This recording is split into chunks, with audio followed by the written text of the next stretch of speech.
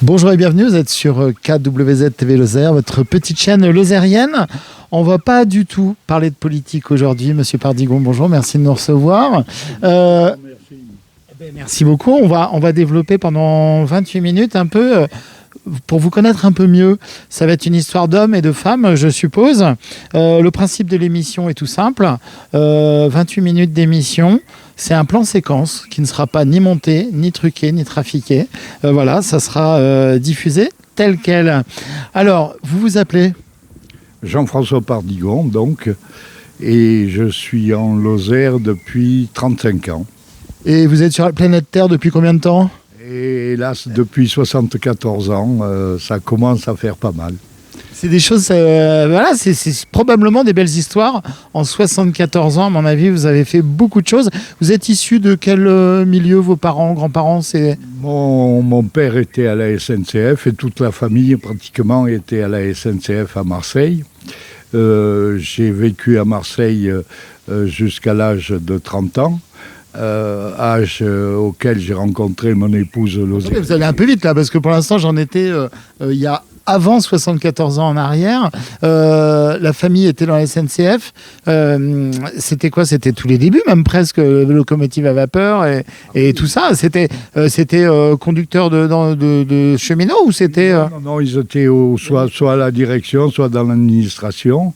Et j'ai connu les voyages avec les locomotives à vapeur, oui, effectivement. Nous avions des billets roses, un peu comme un carnet de chèques, et je me souviens, ces billets étaient gratuits pour les enfants des agents SNCF, et je me souviens des voyages, ça a été quelque chose d'extraordinaire.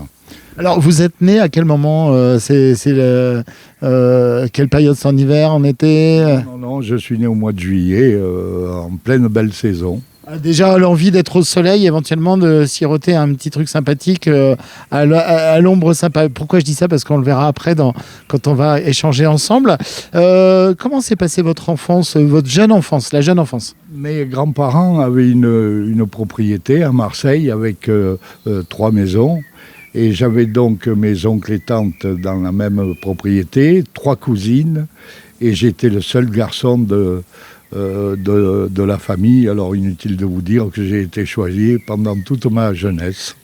Qui s'est déroulé, alors comment cette jeunesse ? C'était plutôt espiègle, plutôt sage ? C'était espiègle.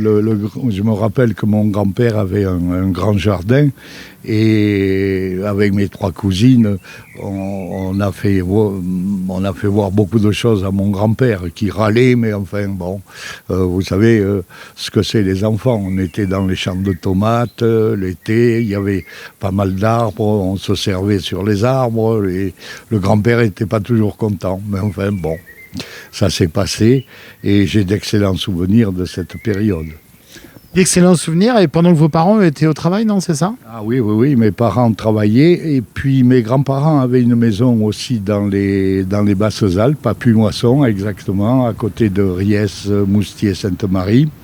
Je me rappelle Valençol aussi, c'était des grands champs de lavande, c'était des étés merveilleux qu'on passait. Alors du coup, comme vous parlez de grands champs de lavande, vous parlez comme ça du sud, il y a des senteurs qui doivent vous rester, j'imagine, hein ? L'odeur des distilleries de lavande, c'est quelque chose qu'on n'oublie jamais. On avait des petits flacons, on avait un petit champ de lavande qu'on récoltait avec mes oncles, mes cousines, mon père, ma mère, toute la famille était là. Et on amenait ça à la distillerie. Alors inutile de vous dire que l'odeur d'une distillerie de lavande, on ne l'oublie pas. C'était pour une destination usage personnel ou c'était pour de la revente ? Non, c'était à usage personnel. D'accord, alors il y a un premier mot là qui m'interpelle, c'est distillerie, mais on verra après. Parce que ça a continué un peu par la suite. Oui, je n'ai pas distillé, mais j'ai fait... mais bon, il y avait un lien. Il y avait un lien, oui. J'ai travaillé les alcools pendant des années. Alors, avant d'arriver sur tous ces alcools, donc tout ça, là, toutes ces années distillerie de parfum, vous aviez quel âge à peu près ? Bon, ça tournait entre 7, 8 ans, 9 ans.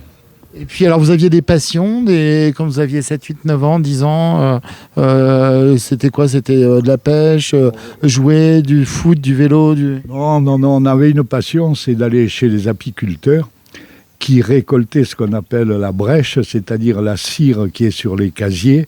Et comme il n'en faisait rien, il nous donnait ça, on mâchait ça un peu comme du chewing-gum, quoi. D'accord. Alors évidemment, du coup, vous avez sûrement connu peut-être des années un peu compliquées, j'imagine. Non, moi j'avoue que notre jeunesse, et même après, quand on est devenu adulte, on a eu quand même la chance d'avoir une France qui était une France en pleine expansion. L'avenir pour nous se dégageait parce qu'on poursuivait des études. Il y avait 40 000 chômeurs, vous vous rendez compte, la France était prospère quand on était jeune. Mes parents n'étaient pas forcément riches, hein. À la SNCF, on ne gagnait pas des sommes folles, mais ça nous permettait quand même d'être bien. Voilà. Il y avait ce qu'il fallait à la maison. Il y avait ce qu'il fallait à la maison, sans plus, hein. Le luxe n'existait pas, les voitures n'existaient pas non plus. Il y avait une ou deux voitures dans le quartier nord de Marseille, et c'était le riche du quartier qui avait cette voiture. Nous, c'était des carrioles avec des roulements à billes ou des cerceaux, parce que la rue dans laquelle j'habitais était en pente. Vous voyez un peu faire de la carriole. Vous vous rappelez du nom de la rue, non? Oui, c'était le boulevard Henri Barnier à Marseille. D'accord. Et on descendait ça avec une carriole. Vous vous rendez compte de nos jours, avec la circulation qu'il y a, sans frein, sans frein. Ça a complètement changé, c'est vrai, et c'est pas si loin que ça, en fait, quand on regarde dans le rétroviseur. Pour moi, c'est pas si loin, mais enfin, ça fait quand même plus de 60 ans, quoi. Oui, non, mais je veux dire par là, c'était pas il y a 200 ans, quoi. C'était une évolution folle depuis toutes ces années, quoi. C'était l'époque après la guerre, hein. Je me rappelle, il y avait des anciens blocos d'Allemands sur un plateau qui était à côté de chez nous. On allait jouer dans les anciennes fortifications. Enfin, ça a été une jeunesse extraordinaire, quoi. C'est pour ça que je parlais de période un peu compliquée, justement, de la fin de la guerre, après-guerre, où il a fallu tout reconstruire, bien sûr, et justement la jeunesse par rapport à tout ça. Vos études, ça s'est passé comment au niveau études? Alors moi, je suis allé jusqu'à un baccalauréat technique, et après j'ai été embauché à l'EDF. Et donc j'ai continué à suivre des cours du soir en faculté. Et après l'EDF, ça me tentait pas trop. Il y avait une ambiance particulière. Donc j'ai monté. Il y avait de l'électricité. Il y avait de l'électricité, oui. Oui. Disons que vous m'avez dit ne pas parler politique. Non, on ne va pas parler politique. Bon, on a le droit d'avoir des. Disons que c'était nettement à gauche, surtout à Marseille, et c'était pas tellement mon milieu, donc j'ai monté une entreprise d'exploitation de chauffage. Et ça, du coup, c'était vers quelles années à peu près l'exploitation de chauffage? En 60, je me suis marié en 74, donc avec une lozérienne, et c'était 2-3 ans après mon mariage. Ah oui, bah alors dans ce cas-là, il faut revenir en arrière, là, je suis curieux, là. Quelle est cette heureuse personne lozérienne avec qui vous êtes marié? Comment ça s'est fait, cette histoire? Oui, malheureusement, à l'heure actuelle, elle est décédée depuis une dizaine d'années. J'avais des copains qui faisaient médecine, et dans une soirée étudiante, on a rencontré avec un copain nos deux femmes. Moi avec la mienne, et un copain qui était docteur en océanographie a rencontré la sienne, et nous sommes tous les deux mariés grâce à notre ami médecin qui nous avait invités à une soirée infirmière. Génial, très belle histoire. Et donc, c'est à ce moment-là que vous avez décidé de venir vers la Lozère, ou alors vous étiez encore sur la région de Marseille? Non, mon épouse avait un très gros cabinet d'infirmiers à Marseille. Elle était au-dessus de la plus grosse pharmacie de Marseille, hein. Et moi, j'avais cette affaire d'exploitation de chauffage. Et puis, tout bêtement, un jour, j'étais à la maison, ce qui était rare, et mon fils dit à sa maman, est-ce que tu peux me réparer le tracteur que m'a offert papa? Et mon fils lui répond, oui, mais tu sais, je le connais pas, j'ose pas. Donc à partir de là, ça a quand même fait un petit déclic. Vous savez, quand vous avez 50 bonhommes d'un côté, 50 de l'autre, vous n'avez pas trop le temps de vous occuper de vos enfants. Et Nous venions ici en Lozère, où ma femme avait une maison de vacances. Qui était dans quel coin, cette maison? Chanac, ici, là, voilà, là où j'habite en ce moment d'ailleurs. Parce qu'on l'a pas dit au début, hein, effectivement, on est à Chanac, là, tout de suite. Et oui, on est à Chanac. Et donc, nous venions en vacances. Alors là, c'était la détente totale. Et à force de venir en Lozère, j'en suis tombé amoureux parce que les gens sont très gentils avec les touristes ici. Hein, c'est vrai, on est bien accueillis, ils sont charmants. Et on a décidé de tout plaquer. Ma femme a vendu son cabinet. Moi, j'ai vendu mes parts dans les bureaux d'études et les affaires que j'avais. Et nous sommes venus nous installer. Alors, attendez, qu'est-ce qui a fait ce déclic justement de venir? C'est le coup de mon fils qui a dit « Papa, oui, je ne le connais pas ». Il avait 6 ans quand même. Hein. Il n'osait pas me demander de lui réparer son tracteur. Quoi. Pour un père, ça interpelle, ça marque quand même. Ouais. Et alors on est venu pendant 6 mois ici à observer un peu le pays, les tracteurs, pour pouvoir les réparer à mon fils. Et oui. Une promesse à un enfant, ça se tient. Hein. C'était des mini-tracteurs. Oui, j'ai bien compris, mais quand même. Et donc on est venu, on a un peu étudié ce qu'on pouvait faire. Ma femme voulait s'installer comme infirmière. Et puis moi j'avais besoin, j'ai racheté une petite affaire de liqueurs et un petit commerce d'alcool dans Mende.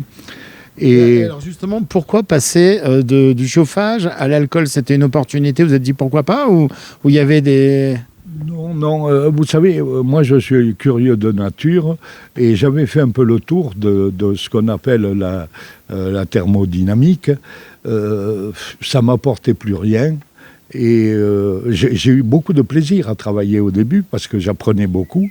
Et une fois que vous avez fait le tour de tout ce qui est chaud, froid, climatisation, etc., ça devient de la routine. Et moi, la routine m'embêtait. J'avais envie de changer carrément.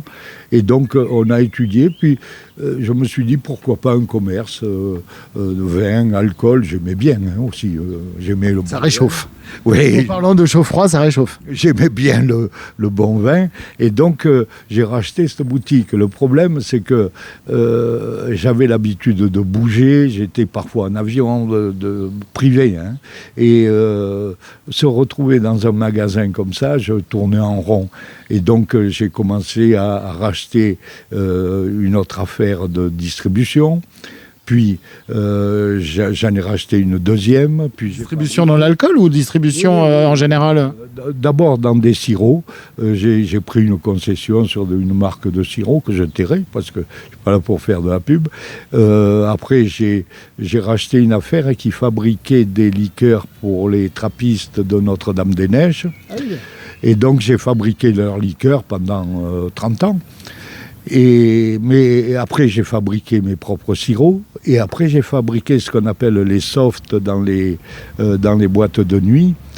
C'est-à-dire le Coca-Cola, la limonade, le tonic et l'orange.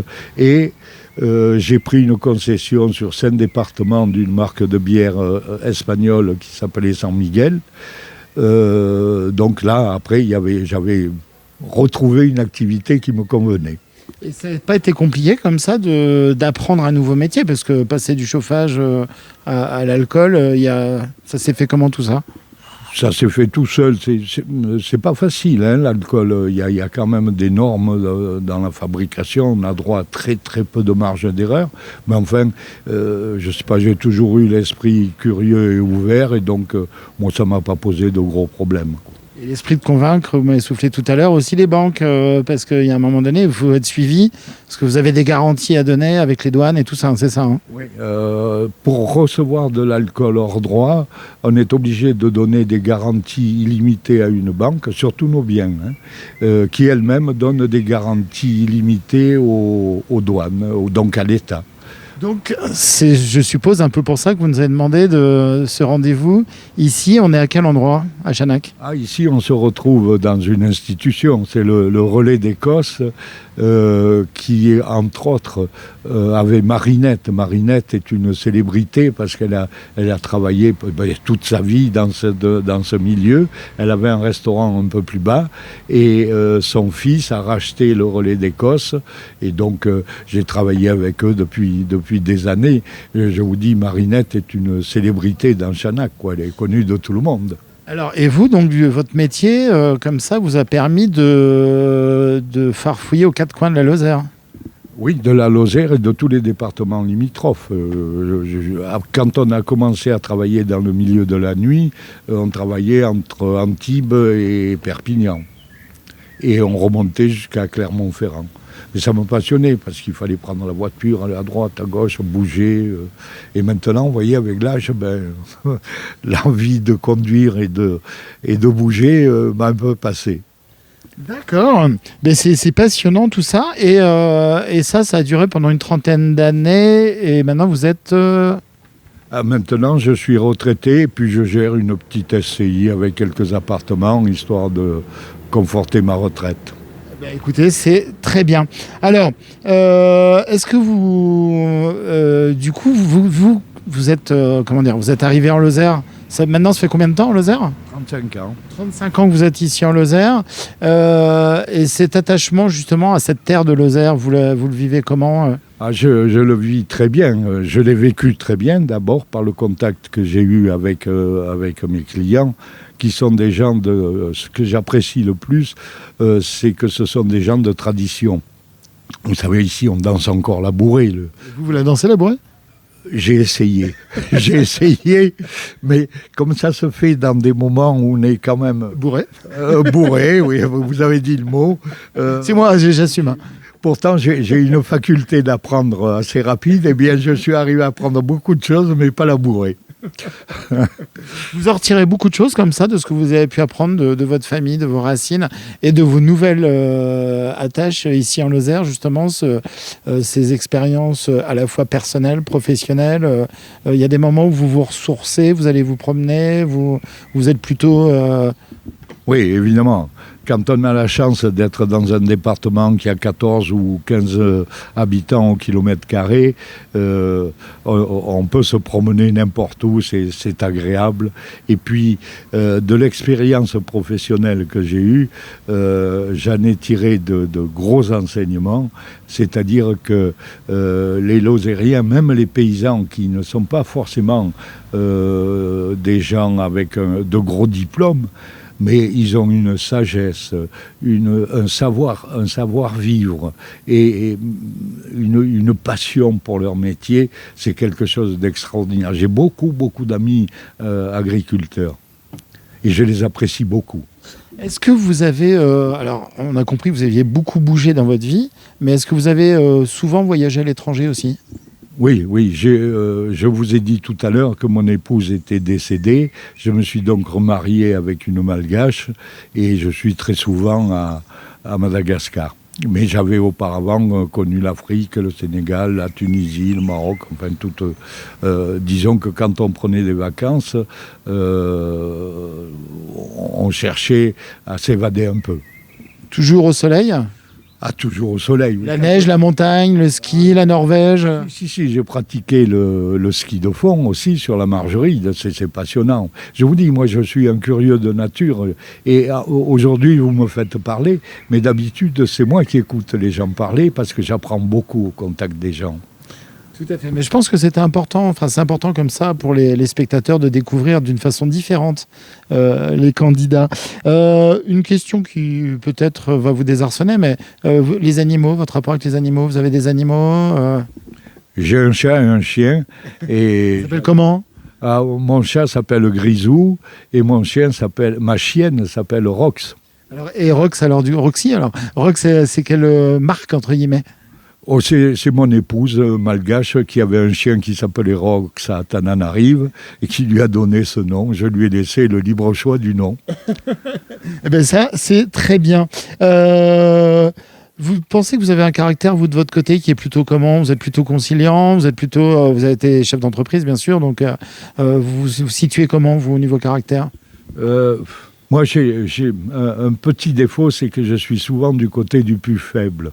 Et ça m'a valu de belles réussites. Je ne peux pas dire exactement pourquoi ni comment, mais disons que par rapport à certaines personnes qui se droguaient ou autres, j'ai réussi à les sortir de là. Et c'est une fierté pour moi d'avoir ces gens-là. Ils ont acheté une maison, ils ont une femme, ils travaillent. Donc c'est une réussite. Mais chef d'entreprise, ça dépend. En Lozère, j'étais tout petit, donc ça ne m'a pas posé de problème. Sur Marseille, le milieu marseillais est quand même assez difficile. D'accord, ok. On a dit qu'on ne parlait pas de politique, donc je dirais rien sur Marseille. Bon, alors, pour les choses qui réconcilient la nourriture, hop, ça réconcilie. Un petit coup à boire, un apéro, ça voilà. Et vous avez vous êtes un épicurien, des plats préférés, des... Oui, bien sûr que je suis épicurien. J'adore certains plats. J'aime la bouillabaisse, bien sûr, parce qu'étant né à Marseille... Ça, c'est lozérien, ça, c'est sûr. Oui, Lozérien au bord de la mer. Il y a des années qu'on trouve du poisson dans le Lot pour faire la bouillabaisse. Non. J'apprécie particulièrement la convivialité lozérienne. C'est-à-dire que en 35 ans, je me suis fait des amis. On se reçoit les uns les autres et c'est une amitié sincère. J'ai deux faiblesses dans la vie. L'amitié, parce que j'y suis sensible, et pour un ami, je donne tout. Et le reste, je ne sais pas si je peux le dire ici, mais enfin, ce sont les femmes. Voilà. Vous avez raison. C'est des qualités, finalement. Vous avez dit tout à l'heure que vous aviez... Dites, je l'accepte. Non, mais tout à l'heure, vous avez dit des choses. Je pensais que c'était des qualités pour la personne que vous avez secourue. Et puis là, sur ce que vous venez de dire aussi, pour moi, c'est des qualités. Ici, en Lozère, c'est de l'ultra-ruralité. C'est même pas de la ruralité, c'est de l'ultra-ruralité. C'est pas incompatible, justement, avec vous qui avez vécu dans une très grande ville, dans des grandes agglomérations, et justement, ici, d'être en Lozère, où c'est zen. L'ultra-ruralité, j'aime pas tellement ce terme, parce que, comme je vous dis, j'ai fréquenté beaucoup d'agriculteurs. Vous savez, ils sont très modernes. Non, mais je dis pas que c'est un défaut, au contraire, hein, c'est une grande qualité. Je n'ai pas dit non plus que c'était un défaut. Je dis simplement que ce sont des gens qui sont au fait du progrès, mais qui l'utilisent raisonnablement. C'est pas la course effrénée à la nouveauté. Vous voyez ce que je veux dire? Les gens sont assez stables. C'est ce qui est agréable. Et puis, j'ai vécu dans des grandes villes. J'ai été élu conseiller régional aussi, donc j'ai été très souvent à Paris. Et notamment avec la crise du Covid, je me demande comment les gens peuvent vivre dans une telle concentration humaine en étant confinés. Je me suis mis à leur place. J'aime bien me mettre à la place des gens. Et je me suis dit, mais comment pourrais-tu supporter d'être enfermé 24 heures sur 24 dans une telle condition? Ça a dû être infernal pour certaines personnes, et je les plains. Tout à fait, donc c'est sûrement un atout qu'on ait 15 habitants au kilomètre carré. C'est incontestable. Et puis, surtout, ça permet une certaine convivialité. Tout le monde connaît tout le monde ici. Et c'est agréable. C'est vrai que quand vous sortez, moi, pour aller acheter mon pain, il me faut 20 minutes parce que je discute avec un, je discute avec l'autre et le boulanger est à 50 mètres de chez moi, quoi. On a de la chance. S'il avait été à 200 mètres, c'était la journée pour aller chercher le pain. Je vois que vous avez beaucoup d'humour, c'est bien. Oui, encore. Aussi, hein. Non, mais encore, je mets les freins là. Je mets les freins. Et du coup, là, vous parlez justement on parlait de qualité de vie. Vous avez une saison préférée, un moment de l'année préféré, quand il y a de la neige, quand il fait beau, le printemps, l'automne ici qui est magique? J'aime tout en Lozère. Quand il y a la neige, quand on monte un peu vers Saint-Chély et qu'on voit ces paysages avec des arbres figés et givrés, c'est quelque chose de magnifique. Bon, maintenant, avec l'âge, je pratique plus le ski de fond, mais croyez-moi, quand on se retrouve dans une forêt comme dans la forêt de Margeride, avec des skis et en plein hiver à la neige, c'est très agréable. L'été aussi est très agréable. On a quand même la chance d'avoir le Lot, d'avoir le Tarn, d'avoir la Jonte. On peut se baigner, on rencontre des touristes qui quelquefois, ça il faut bien leur dire qu'ici il y a des cloches, il y a des coqs, il y a des chiens qui aboient et il y a des crottes de moutons. Hein. Ça, il faut qu'ils soient conscients parce que ceux qui n'aiment pas ça, ils n'ont qu'à rester chez eux ou aller ailleurs. Hein. Il y a des clubs med, il y a tout ce qu'on veut. De nos jours, on a le choix. Mais la plupart sont quand même des gens assez raisonnables. Maintenant, qu'est-ce que vous voulez? Dans une société comme la nôtre, il peut y avoir 1 ou 2 abrutis. C'est pas exclu. Hein. Mais enfin, ils restent pas longtemps en principe en Lozère. Ça leur plaît pas, quoi.